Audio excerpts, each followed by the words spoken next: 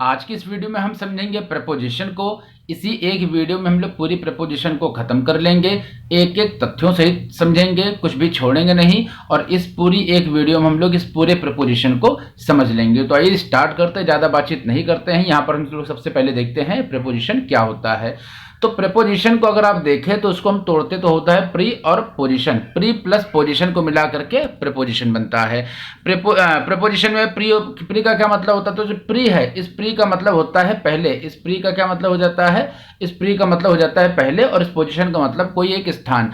तो किसी एक स्थान के पहले जो शब्द आ रहा है उसे प्रपोजिशन कहते हैं। अब किसके पहले आ रहा है? तो जब ये नाउन और प्रोनाउन के पहले आ जाता है, किसके पहले आता है?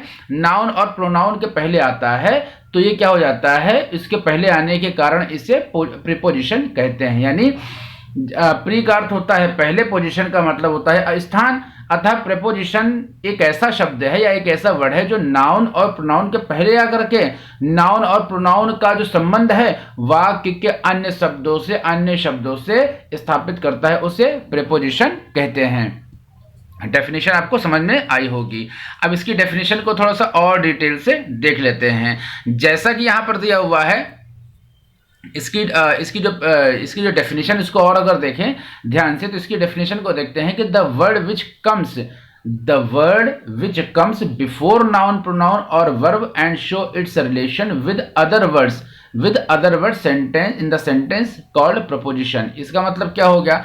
इसका मतलब ये हो गया कि ऐसा शब्द जो नाउन प्रोनाउन और वर्ब के पहले आकर के, यहां पर क्या दिया हुआ है? बिफोर दिया हुआ है। क्या दिया हुआ है? बिफोर का मतलब होता है पहले।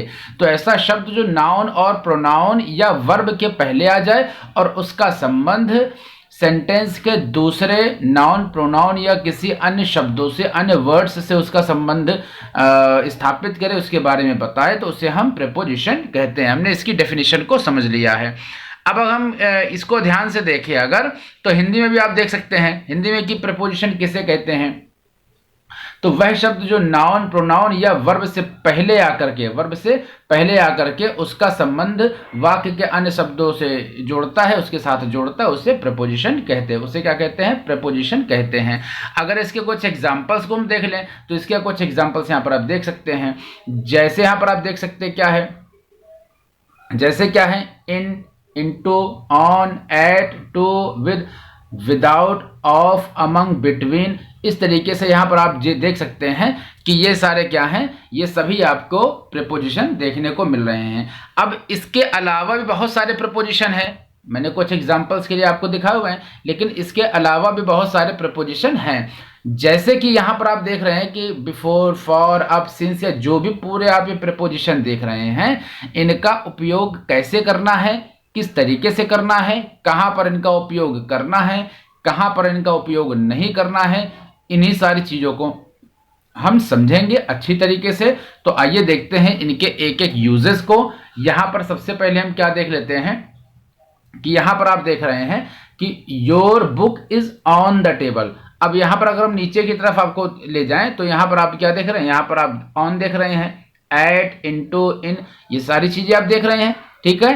तो यहां पर क्या हो जाएगा? हम इसका एक एग्जांपल अगर दिखाते हैं आपको, तो यहां पर दिया हुआ है कि the book is on the table. On the table, इस चीज को समझते हैं। ऑन का यूज हम कहां करते हैं? जब कभी भी कोई भी ऐसी चीज जो किसी के सरफेस को, किसी के तल को छू रही होती है, तो वहां पर हम ऑन का उपयोग करते हैं। जैसे इस एग्जांपल में आप देख रहे हैं your book is on the table, मतलब जो बुक है वो टेबल के ऊपर रखी हुई है। और जब वो बुक टेबल के ऊपर रखी हुई है तो क्या हो रही? टेबल का जो सरफेस है, टेबल का जो तल है, उसको छू रही होगी, तो इसकी वजह से क्या हो जाएगा? Your book is on the table. इसके अलावा अगर हम यहां पर इसको थोड़ा सा एग्जांपल इसका अगर चेंज कर दें, तो इसका एग्जांपल अगर हम चेंज कर दें तो हम ये कह सकते हैं कि इसको बुक की जगह हम क्या कहते हैं? इस बुक की जगह हम कहते हैं व्हाइट बोर्ड, जिसपे मैं पढ़ाता हूं ना आप लोग को, तो उसी व्हाइट बोर्ड को कह दिया मैंने व्हाइट बोर्ड, या बोर्ड ही सिर्फ लिख रहा हूं।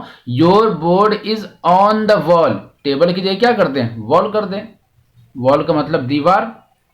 तो क्या हो जाएगा, your board is on the wall. अब मतलब क्या हो गया यहाँ पर कि your board is on the wall का मतलब हो गया कि आपका जो बोर्ड है वो दीवार पर है। तो जो दीवार है उसका जो सरफेस है, उसका जो तल है, उस पर बोर्ड छू रहा होगा, इसकी वजह से क्या हो जाएगा, यहाँ पर हम ऑन का उपयोग करते हैं। आई होप एग्जाम्पल आपको समझ में आया होगा। इसके अलावा भी एक और अगर एग्जाम्पल देख ले ऑन के साथ अपॉन का एग्जाम्पल, किसका, ऑन के साथ हम अगर अपॉन का एग्जाम्पल देख ले, किसका, अपॉन का। तो यहां पर अपॉन के एग्जाम्पल को दिखाएं तो अपॉन, UPON, अपॉन। जब कभी भी कोई चीज मोशन में होती है, जैसे जैसे मैं अगर यहां पर एग्जाम्पल दे तो the cat is jump upon the table. अब जो कैट है, बिल्ली है, वो क्या कर रही है, मेज पर जाएगी, मेज पर उसके सरफेस को तो छुएगी लेकिन मोशन के साथ छुएगी, एक गति के साथ छुएगी। तो the cat jumped upon the table, इसलिए वहां पर ऑन नहीं, वहां पर अपॉन का उपयोग करेंगे। क्यों, क्योंकि वहां पर क्या हो जाएगा, वो मोशन के साथ, गति के साथ टेबल पर जा रही है। ठीक है, इसके अलावा आगे बढ़ते हैं, कुछ एग्जांपल्स को हम और ले लेते हैं। जैसे शी वॉज बिहाइंड यू। अब बिहाइंड का मतलब क्या हो गया, बिहाइंड का मतलब शी वॉज बिहाइंड यू का मतलब वह तुम्हारे पीछे है। अब कोई चीज किसी चीज के जस्ट पीछे हो जाएगी, जैसे मान लीजिए हाथ है, इस हाथ के पीछे जस्ट ये हाथ आ गया, तो क्या हो गया, ये बिहाइंड हो गया। क्या हो गया यहाँ पर बेटा, बिहाइंड हो गया। ओके, इसके अलावा according to him it is wrong. तो अब किसी के द्वारा कोई चीज कही जा रही है, अकॉर्डिंग टू हिम, यानी उसके द्वारा कहा गया है कि दिस इट इज रॉन्ग, यह गलत है। तो इस एग्जाम्पल को भी हम और आगे डिटेल से समझेंगे। नेक्स्ट आते हैं, he is in the room. यहां पर क्या हो गया, he is in the room. क्या हो जाएगा बेटा, he is in the room कि मतलब है कोई शख्स है किसी कमरे में है, तो हमने कह दिया कोई चीज जब किसी चीज के अंदर होती है, जैसे कोई इंसान है, ही उसी के लिए उपयोग किया गया है, इस ही का उपयोग इसीलिए किया गया है। तो क्या कह रहे हैं कि he is in the room का मतलब वह कमरे में है, यानी कमरे के अंदर है, कमरा है उसके अंदर है। कोई भी चीज जब किसी चीज के अंदर पहले से ही होती है तो वहां पर हम इनका उपयोग करते हैं। तो he is in the room, वह कमरे में है। लेकिन अगर यहां पर हम कहें कि he got into the room, अब कोई शख्स आया और आते समय क्या हो रहा है, मोशन से आ रहा है, तो यहां पर हम इसका इनटू का उपयोग करेंगे। एक एग्जांपल और करते हैं, the teacher came into the room.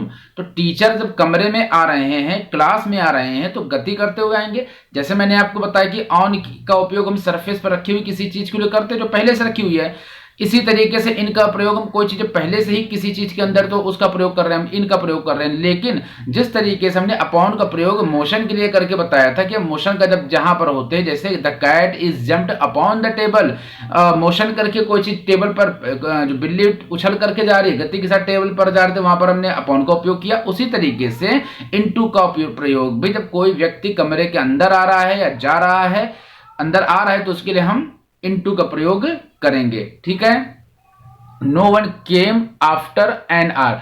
अब इस आफ्टर का मतलब क्या हो गया, बाद का उपयोग में, बाद के सेंस में कि कोई भी 1 घंटे के बाद नहीं आया। इसके एग्जाम्पल्स को भी हम और आगे देखेंगे। अब यहां पर क्या कर रहे हैं, कुछ जो टाइप्स ऑफ जो प्रीपोजिशन है उनको हम देख लेते हैं।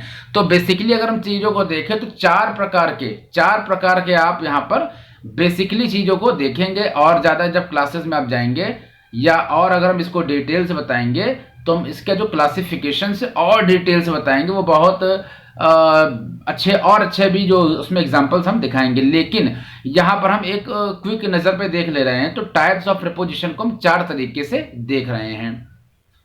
अब वो 4 तरीके कौन कौन से हैं या 4 प्रकार कौन कौन से हैं, तो यहाँ पर आप देख सकते हैं। सिंगल वर्ड या सिंपल प्रपोजिशन कहते हैं, डबल प्रपोजिशन कहते हैं, कंपाउंड प्रपोजिशन और फ्रेजल प्रपोजिशन या फ्रेज प्रपोजिशन। फ्रेज में क्या हो जाता है, कई वर्ड्स का जो समूह हो जाता है उसको फ्रेज कहते हैं। जिससे फ्रेज वर्ब, तो जो फ्रेजल वर्ब होती हैं उसमें क्या हो जाता है, फ्रेजल वर्ब में जब कई शब्द मिल करके, कई वर्ड मिल करके जब बनाते हैं किसी भी वर्ब को, तो उसे फ्रेजल वर्ब कहते हैं। इसी तरीके से जब कई शब्द मिल करके प्रपोजिशन को बनाते हैं तो उसे हम फ्रेजल प्रपोजिशन या फ्रेज प्रपोजिशन भी कहते हैं। तो 4 प्रकार के हमने यहाँ पर प्रपोजिशन देखे, सिंगल या simple preposition, double preposition, compound preposition और फ्रेजल प्रपोजिशन। इनके कुछ एग्जाम्पल्स को देख लेते हैं। पहले ये देख लेते हैं कि ये जो सिंपल प्रपोजिशन है। इस ये कौन कौन से प्रपोजिशन जिसे हम सिंपल प्रपोजिशन कहते हैं। तो यहाँ पर बेटा सिंपल प्रपोजिशन मैंने आपको बताया, और इसका एक नाम आपने अभी और देखा, वो क्या होगा, सिंगल प्रपोजिशन। ही क्या होगा यहाँ पर, सिंगल प्रपोजिशन। तो ये सिंगल प्रपोजिशन भी इसका नाम है, सिंपल प्रपोजिशन भी इसका नाम है, सिंगल या सिंपल। तो सिंगल का मतलब हो गया जिसमें एक शब्द हो, जिसमें एक शब्द हो। अब इसकी हम इसको और डिटेल से देख लेते हैं। जैसे दिया हुआ है सिंपल प्रपोजिशन, क्या दिया हुआ है बेटा, सिंपल प्रपोजिशन दिया हुआ है। तो अधिकांशतः प्रपोजिशंस एक शब्द के होते हैं, उसे सिंपल प्रपोजिशन या सिंगल प्रपोजिशन कहते हैं। ठीक है, एग्जांपल देख लेते हैं इसके, कुछ एग्जांपल इसके देख लेते हैं। जैसे with, to, in, on, of, till, by, for, out, below, इस तरीके से जितने भी आप देख रहे हैं सभी सिंगल वर्ड हैं, सभी एक शब्द हैं, सिर्फ एक शब्द हैं या सिंगल वर्ड हैं। इसी वजह से इसे सिंगल प्रपोजिशन या सिंपल प्रपोजिशन कहा जाता है। एग्जाम्पल के तौर पर अगर हम देखें तो यहां पर आप देख रहे हैं कि I know everything about him, मैं उसके बारे में, अबाउट का मतलब होता है के बारे में, तो I know everything about him, तो मैं उसके बारे में सब कुछ जानता हूं। ठीक है ना। ही इज अबव सस्पिशन, मतलब वो सस्पिशन पर, उस पर संदेह है। तो he is above suspicion, above का मतलब होता है ऊपर, अबव का मतलब होता है ऊपर, लेकिन यहां पर अबव का सेंस ऊपर के सेंस में नहीं करेंगे। यहां पर ही इज अबव सस्पिशन, यानी वह संदेह में है, वो संदेह के घेरे में है। ठीक है। He came after programme was over, वह प्रोग्राम के बाद आया जब प्रोग्राम ओवर हो गया था। तो यहां पर आफ्टर का प्रयोग बाद के सेंस में आया। ठीक है। The gentleman should take precautions against the floods, against the floods, floods का होता है बाढ़ होती है।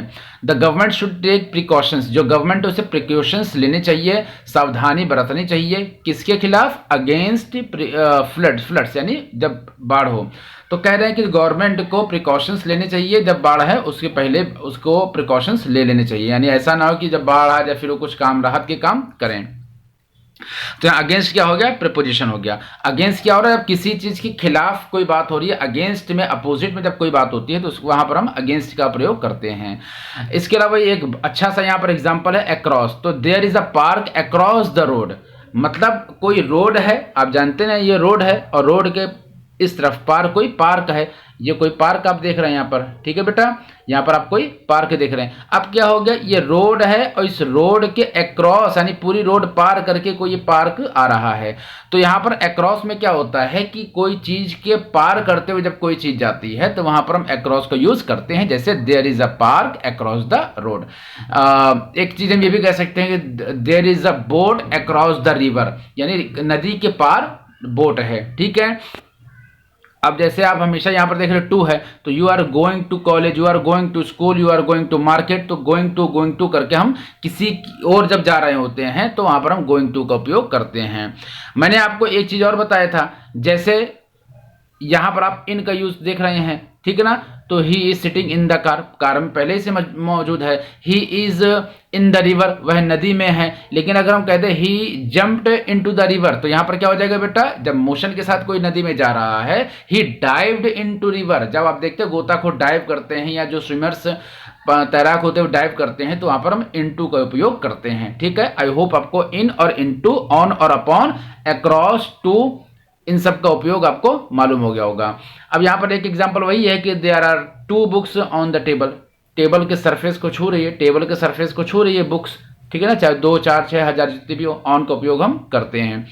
ये हमने सिंगल प्रपोजिशन देख लिया। अब हम डबल प्रपोजिशन को देख लेते हैं। तो डबल प्रपोजिशन, इसका नाम से मालूम पड़ता है कि जब 2 शब्दों में मिलकर बने हुए प्रपोजिशन को हम देखते हैं तो डबल प्रपोजिशन उन्हें कहते हैं। ठीक है। जैसे यहाँ पर आप देख रहे हैं कि फ्रॉम, आउट, आउट ऑफ, तो 2 प्रपोजिशन से मिलकर के बन रहे हैं। Outside of, from, above, up to, next to, इस तरीके से 2 शब्दों से मिलकर के बन रहे हैं। इसी वजह से हमने इसको डबल प्रपोजिशन कहा। इसके कुछ एग्जांपल्स देख लेते हैं। जैसे she was laughing through out the movie. Through out का मतलब क्या हो गया कि जब तक मूवी चली तब तक वो हंसता रहा। She was laughing through out the movie, वह पूरी मूवी में हंसती रही। तो थ्रू प्लस आउट मिलकर के डबल प्रपोजिशन, और इसका मतलब थ्रू आउट का मतलब हो जाता है कि कोई चीज जब तक है उस तक ही कोई चीज लगातार उसी ड्यूरेशन में, उसी समय तक चल रही। जैसे वो मूवी जब तक चलती रही तब तक वो हंसती रही। ठीक है। इसके अलावा he was he rain out of, तो यहां पर आउट ऑफ दो शब्द मिलकर के बने तो double preposition. We ran out of fuel, वो बहुत ही, आउट ऑफ का मतलब क्या होगा, किसी भी कंट्रोल से ज्यादा। We ran out of fuel, ठीक है ना, हम बहुत ही तेज भागे। He jumped out from behind the dustbin, ठीक है ना, he jumped out from behind the dustbin, इसका मतलब क्या हो गया, he jumped out from behind the dustbin का मतलब हो गया यहाँ पर क्या हो गया कि आउट फ्रॉम पहली चीज तो डबल मीनिंग, डबल प्रपोजिशन है, ठीक है ना, और इसका मतलब हो गया कि वह डस्टबिन के पीछे से इस तरीके से कुछ दौड़ कर उछल करके गया, तो आउट फ्रॉम। इसके अलावा केम फ्रॉम आउटसाइड, वह बाहर से आया, केम फ्रॉम आउटसाइड, तो फ्रॉम आउटसाइड मिला करके हमने यहां पर बना लिया। अब ये थोड़े से इंपॉर्टेंट है, जो कंपाउंड प्रपोजिशन होते हैं ये इंपॉर्टेंट होते हैं और थोड़े से समझने वाले होते हैं। जैसे कंपाउंड प्रपोजिशन में क्या हो जाता है कि ऐसे प्रपोजिशन का फॉर्मेशन जो नाउन एडजेक्टिव वर्ब के द्वारा होता है, यानी ऐसा प्रपोजिशन हम बना रहे हैं जिसमें नाउन एडजेक्टिव और वर्ब तीनों मिल करके एक प्रपोजिशन बनाते हैं, उसे कंपाउंड प्रपोजिशन कहते हैं। कंपाउंड का मतलब ये होता है किसी चीज को मिश्रण करके बनाना। एग्जांपल्स देख लेते हैं, जैसे इनसाइड, जैसे outside, except, considering, barring, following, pending, including, near, like, इस तरीके जो प्रपोजिशन है ये कंपाउंड प्रपोजिशन कहलाते हैं। जैसे Ram is inside the room, तो राम क्या है, कमरे के अंदर है, इनसाइड द रूम कमरे के किसी एक तरफ में है, ठीक है ना, तो इनसाइड द रूम कमरे के अंदर ही है लेकिन इनसाइड है, किसी एक तरफ है। योर वर्क इज पेंडिंग, तुम्हारा काम बचा हुआ है, तो ये बेटा पेंडिंग क्या है, एक वर्ब है, पेंडिंग क्या है, एक वर्ब है। मैंने आपको बताया था ना कि वर्ब एडवर्ब इस तरीके से मिलकर के कंपाउंड बनते हैं। ही इज वेटिंग आउटसाइड, अब ये क्या है, आउटसाइड, बाहर कोई किसी का इंतजार कर रहा है। ही वॉज वेटिंग आउटसाइड, वह बाहर इंतजार कर रहा है, तो ये क्या हो गया, आपका कंपाउंड प्रपोजिशन हो गया। फ्रेजल प्रपोजिशन को अगर हम देखते हैं तो ऐसे प्रपोजिशन जैसे ग्रुप ऑफ वर्ड्स जिसमें होते हैं कई शब्दों का ग्रुप होता है, वर्ड्स का ग्रुप होता है, उसे हम फ्रेजल प्रपोजिशन कहते हैं। ये मैंने आपको पहले भी बता रखा है, जैसे according to, in place of, in front of. अच्छा, डबल प्रपोजिशन और आपके जो ये क्या बोलते हैं इसको, फ्रेजल प्रपोजिशन, इनमें आप कंफ्यूज मत होइएगा। डबल प्रपोजिशन में सिर्फ दो ही प्रपोजिशन मिलकर के बनते हैं। फ्रेजल प्रपोजिशन में दो या दो से अधिक शब्द भी हो सकते हैं, जैसे यहाँ पर अकॉर्डिंग टू और यहाँ पर इन प्लेस ऑफ, दो की जगह तीन हो गए, यहाँ पर दो वर्ड हैं, यहाँ पर तीन वर्ड हैं, तो कंफ्यूज होने की जरूरत नहीं है, इसको आप याद रखिएगा। आपसे क्लासिफिकेशन एग्जाम में नहीं पूछा जाता है कि कौन सा कंपाउंड प्रपोजिशन है या आपका कौन सा डबल प्रपोजिशन है, सिंगल है, तो इस तरीके से चीजें आपसे नहीं पूछी जाएंगी। आपसे सिर्फ आपको वहां पर उसका यूज करना आना चाहिए, तो इतनी बात आप समझ गए होंगे। तो यहां पर हम देखते हैं बेटा, ये सारे जो प्रपोजिशन है ये फ्रेजल प्रपोजिशन है। कौन से बेटा, ये सारे फ्रेजल प्रपोजिशन है, ठीक है। कुछ इसके एग्जांपल्स हम देख लेते हैं। तो इन केस ऑफ, जैसे आप कहते हैं ना, इन केस ऑफ इमरजेंसी, या in case of if I win the prize what do you do, है ना, इस तरीके से करते हैं। या ये कह सकते हैं कि जैसे in case of I found money somewhere what we do, what I do that money, मतलब अगर ऐसा हो जाए, इन केस ऑफ, अगर ऐसा हो जाए, इस तरीके के सेंस में। तो इन केस ऑफ इमरजेंसी के समय में, अगर कोई इमरजेंसी है तो 100 डायल करना चाहिए, ठीक है ना। इसके अलावा हम एक दो एग्जांपल और इसके देख लेते हैं। यहां पर दिया हुआ है बेटा कि I don't feel tired at all, मैं बिल्कुल भी टायर्ड फील नहीं कर रहा हूं, यानी थका हुआ फील नहीं कर रहा हूं। In fact I am full of energy, in fact का मतलब क्या होगा, यहां पर ये एक फ्रेजल प्रपोजिशन है, और in fact I am full of energy, I don't feel tired at all, in fact I am full of energy, मतलब ये कह रहा है कि मैं बिल्कुल थका हुआ नहीं हूं। इनफैक्ट का मतलब हो गया बल्कि, I am full of energy, बल्कि मैं एनर्जी से भरपूर हूं, मेरे अंदर खूब एनर्जी है, ठीक है ना। इसके अलावा ये एक इंपॉर्टेंट है, there is a bus stop right in front of my house, in front of my house. In front का मतलब हो गया किसी चीज के सामने, जैसे आप देख रहे हैं मैं पढ़ा रहा हूं और दिस मोबाइल या this camera is in front of me, ठीक है ना। तो किसी चीज के सामने हम जो चीज देखते हैं उसे इन फ्रंट ऑफ कहते हैं। जैसे my car is standing in front of my house, ठीक है ना। इन फ्रंट का मतलब घर के सामने। ठीक है। तो there is a bus stop right in front of my house, तो यहाँ पर एक बस आकर के खड़ी हुई है, कहाँ पर, मेरे घर के इन फ्रंट ऑफ माई हाउस, मेरे घर के सामने खड़ी हुई है। ठीक है। नेक्स्ट हम देख लेते हैं, there is take an umbrella in case it rains, take an umbrella, एक छाता लो यदि इट रेन्स, बारिश होती है। तो इस तरीके से हमने क्या किए हैं कि फ्रेजल जो वर्ब हैं उनको भी देख लिया है, और भी हम लोग जो प्रीपोजिशंस हैं उनको और भी देखेंगे, लेकिन आज की इस वीडियो में हम लोग इतना ही रखते हैं, जिससे आपको जल्दी जल्दी मैंने बताने की कोशिश की है। आई होप आपको सारे एग्जाम्पल, सारी चीज़ें समझ में आई होंगी। हम लोग जब डिटेल से पढ़ेंगे तो बहुत सारे प्रीपोजिशंस, बहुत सारे एग्जाम्पल्स और बहुत सारी चीज़ों को देखेंगे। ठीक है, तो मिलते हैं बेटा नेक्स्ट वीडियो में। ओके।